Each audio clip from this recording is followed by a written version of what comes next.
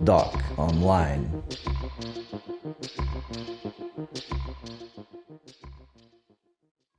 Olá, o meu nome é Bárbara Henriques e sou aluna do curso avançado Kinodoc e venho-vos falar do documentário Divorce Iranian Style. Este extraordinário filme intimista de Kim Loginoto e Ziba Mirhosseini, praticamente todo filmado num pequeno tribunal de divórcio em Teherão, foi o cenário escolhido pelas realizadoras para filmar em direto histórias de divórcio, em que as vozes de ambos, homens e mulheres, se manifestam, embora de formas diferentes. As mulheres com desespero e paixão, porque sabem que a lei não está do seu lado, e os homens que apenas têm de socorrer-se dessa mesma lei para se defenderem ou conseguirem os seus objetivos, que são normalmente dois: impedir o divórcio por causa da sua reputação ou não terem de dar o chamado gift money, isto é, o dinheiro. O tribunal é informal, o que contrasta agradavelmente com os tribunais ocidentais. A secretária Mrs. Mahara recebe diariamente a sua filha Pandiz, ainda criança, que abraça o juiz, percorre o tribunal como se fosse a sua casa e que, a meio do filme, se senta no lugar do juiz e faz uma performance, uma espécie de paródia, acerca dos procedimentos no tribunal. É difícil de aceitar que não o tenha feito por sugestão das realizadoras, pois o seu discurso é muito articulado e organizado. Embora representando o papel de juiz, vai dando lições de moral aos supostos maridos que tratam desrespeitosamente as suas mulheres. E ainda afirma não querer nunca casar, se os homens forem todos como aqueles que ela vê ali diariamente retratados. Desde o início que percebemos que o juiz Josh Terada é um homem dividido entre a compaixão pelas mulheres e a obrigatoriedade de fazer cumprir a lei islâmica, e que por isso mesmo foi escolhido pelas realizadoras, pois deu voz às mulheres, que naquele momento em tribunal deixaram de ser acólitas subservientes para mostrarem o seu descontentamento, o seu sofrimento e, quando necessário, exporem os seus problemas sexuais dos maridos, vexando-os em tribunal, embora nunca saiam vencedoras naquele ou em qualquer outro tribunal no Irão. O filme destaca o caso de 4 mulheres que querem o divórcio. Como as realizadoras confessam, foi difícil deitar fora todo o restante material tão rico em matéria humana, mas elas resolveram selecionar os casos mais interessantes do ponto de vista humano.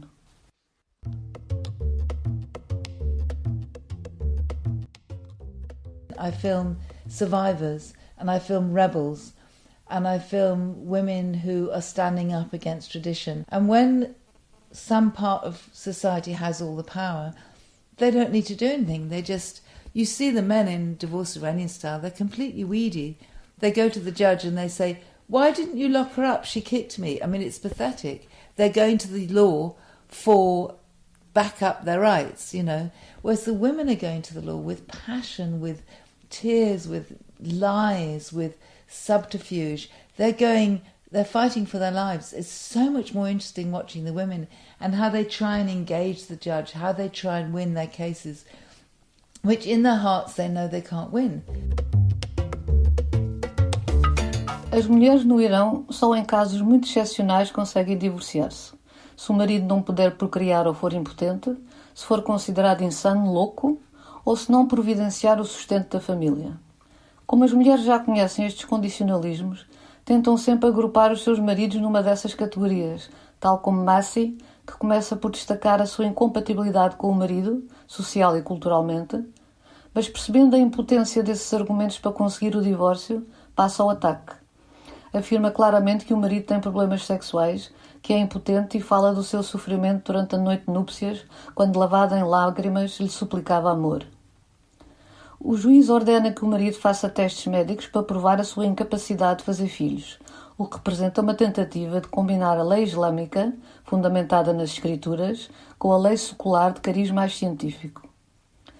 O caso de Massi também serviu de pretexto para mostrar o poder da burocracia, tendo como personagem representativa Jam Sidi, que deliberadamente, através da imensa papelada que o rodeia, diz não encontrar o fecheiro que Massi precisa para obrigar o seu marido a fazer o teste.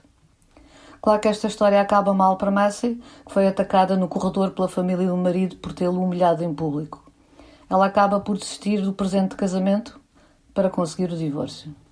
O juiz tenta sempre dissuadir as mulheres do divórcio como manda a lei islâmica. Isto é patente logo no início do filme, em que uma mulher pede o divórcio porque o marido a acusou de ter uma relação telefónica imprópria com o seu tio.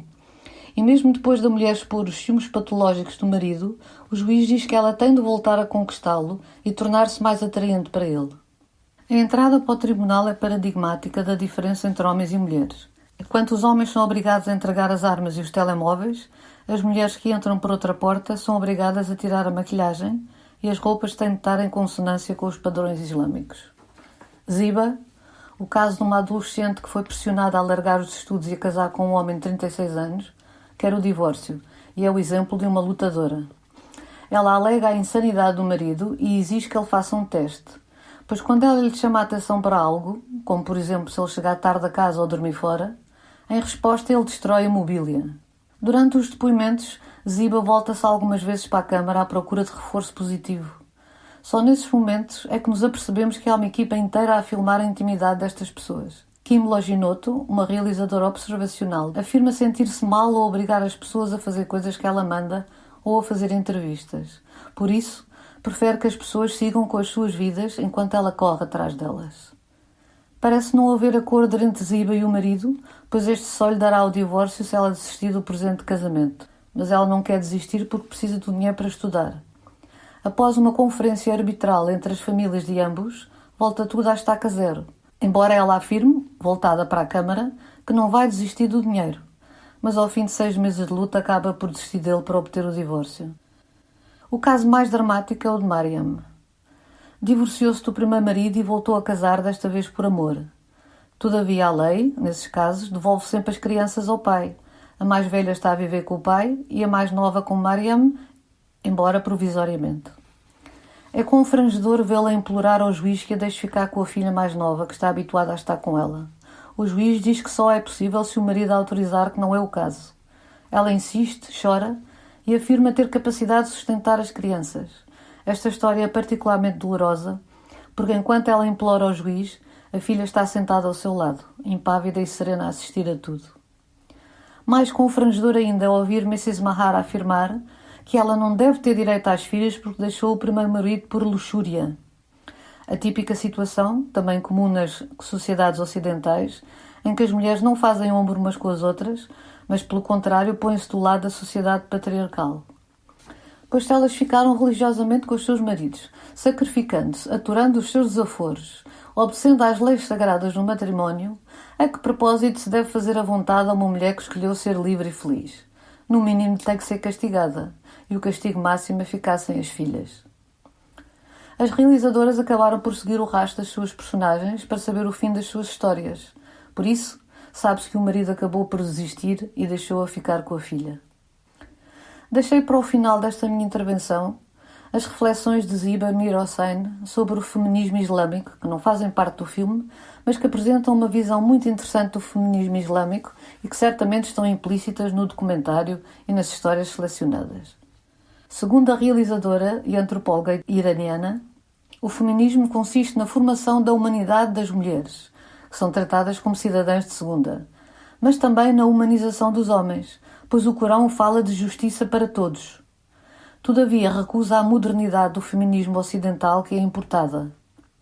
Isto é, as feministas islâmicas não procuram uma igualdade formal, nem na aparência nem nas leis, apenas procuram uma igualdade de oportunidades e de resultados. No final de tudo, ninguém sai deste tribunal vencedor, nem as mulheres, nem os homens.